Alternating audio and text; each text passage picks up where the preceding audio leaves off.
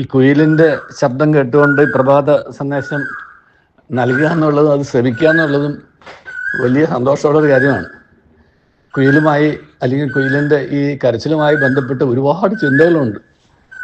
ഈ brood parasitism എന്ന് പറയുന്ന സംഗതി ഈ കുയിലിൻ്റെ ജീവിതമായിട്ട് ബന്ധപ്പെട്ടതാണ്.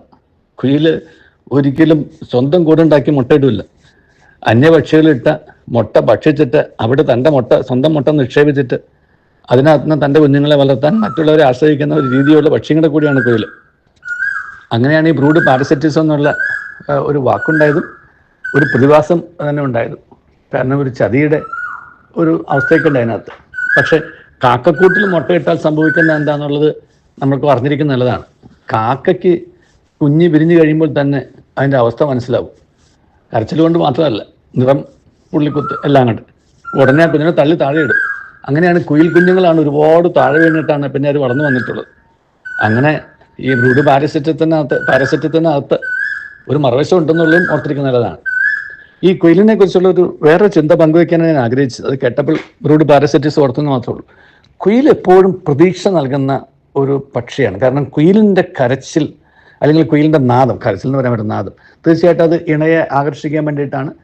പിന്നെ ആ ഒരു മെയ്റ്റിങ്ങിൻ്റെ സമയത്താണ് ഈ കൂടുതൽ കരച്ചിലുണ്ടാവുക. അതൊക്കെ ശരിയാണ്. പക്ഷെ ഇരുന്നാൽ പോലും ഇതിന് വേറൊരു പ്രതീകാത്മക അർത്ഥമുണ്ട്. ആ അർത്ഥമാണ് നമ്മൾ തിരിച്ചറിയേണ്ടത്.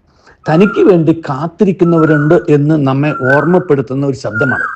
അങ്ങനെ തനിക്ക് വേണ്ടി കാത്തിരിക്കുന്നവരുണ്ട് എന്ന് ഓർത്താൽ തന്നെ ജീവിതത്തിൽ ഒരുപാട് മാറ്റങ്ങൾ നമുക്ക് വരും. നമ്മളാരും ഒറ്റപ്പെട്ടവരല്ല എന്നും നമുക്ക് വേണ്ടി ആരൊക്കെയോ കാത്തിരിക്കുന്നുണ്ടെന്നും ആ കാത്തിരിക്കുന്നവരുടെ അടുക്കലായിരിക്കും നമ്മുടെ ആത്യന്തികമായിട്ടുള്ള ഒരു രക്ഷപ്പെടൽ എന്നുള്ളൊരു ചിന്ത. അത് വളരെ പ്രധാനപ്പെട്ടതാണ്.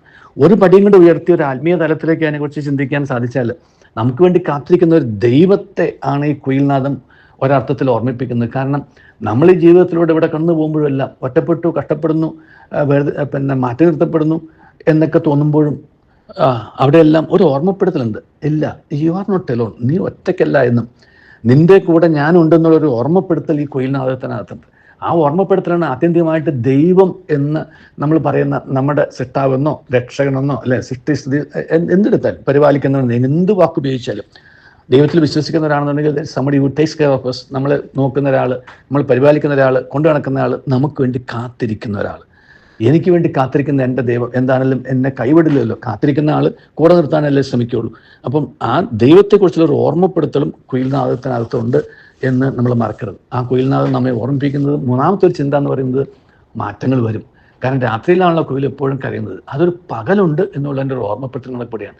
പകല് നിങ്ങൾ ഒറ്റപ്പെട്ടാലും രാത്രിയിൽ ഞാൻ കൂടെയുണ്ട് എന്ന് കുയിൽ നമ്മെ ദൈവിക ചിന്ത തന്നുകൊണ്ട് ഓർമ്മിപ്പിക്കുകയാണ് ചെയ്യുന്നു.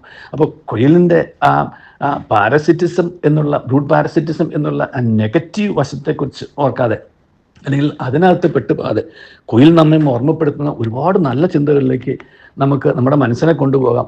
നമ്മളാരും ഒറ്റപ്പെട്ടവരല്ലെന്നും നമുക്ക് വേണ്ടി കാത്തിരിക്കുന്നവരുണ്ട് എന്നും രണ്ടാമത്തെ നമ്മുടെ ഈ ഇരുട്ട് എന്നുള്ളത് പകലായി മാറുമെന്നുള്ള ഒരു അന്ധകാരത്തിൽ നിന്ന് വെളിച്ചത്തിലേക്ക് നമുക്കൊരു യാത്രയുണ്ട് എന്നുള്ളൊരു ഓർമ്മപ്പെടുത്തലും നമ്മെ ജീവിതത്തിൽ ഒരുപാട് പ്രതീക്ഷയും പ്രത്യാശയും നിന്ന് മുന്നോട്ട് നയിക്കും. അങ്ങനെ ജീവിതത്തെ മുന്നോട്ട് നയിക്കുവാനായിട്ട് കൂടി ഈ കുയിൽനാദം ഉപകരിക്കട്ടെ എന്ന് ആശംസിക്കുന്നു, പ്രാർത്ഥിക്കുന്നു. ദൈവം നമ്മെ അനുഗ്രഹിക്കട്ടെ. നല്ലൊരു ദിവസം എല്ലാവർക്കും നേരുന്നു.